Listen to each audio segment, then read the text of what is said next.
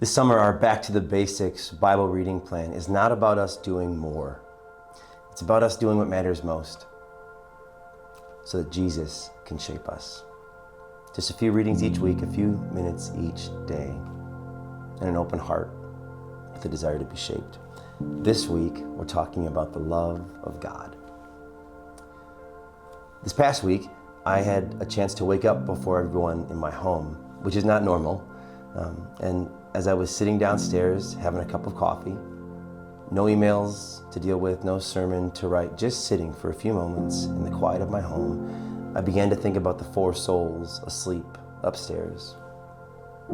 And for a moment, I was humbled, I was radically shook and reminded of the power of presence. Jesus, in this Gospel of Matthew, in the 22nd chapters, he's being accosted, he's being interviewed, if you will, by these Pharisees who just want him to get tripped up. And he's asked, what is the greatest commandment? And here's what Jesus says: you shall love the Lord your God with all your heart, with all your soul, and with all your mind. This is the greatest commandment. And the second, and I imagine him saying it as if he's interrupting that lawyer who had a rebuttal. And the second he says, you shall love your neighbor as yourself. On these 2 commandments hang all the law of the prophets. Love, not perform, not hustle, not impress, but love. Faith is simply believing about God in love, receiving in love, sharing in love, learning to love God and receive God's love. And I wonder, what does loving God with all of you look like this week? What would it look like to love this way?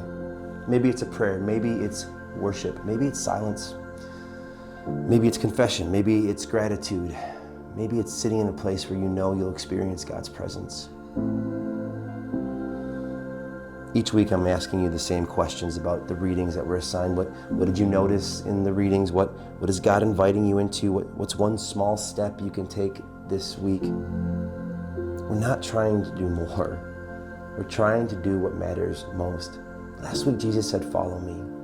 And this week we're reminded that there is a love that surpasses all understanding that is given to us. And then God believes that we are capable of sharing that love with a world that so desperately needs it.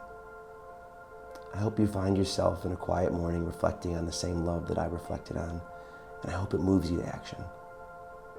Love and peace to y'all.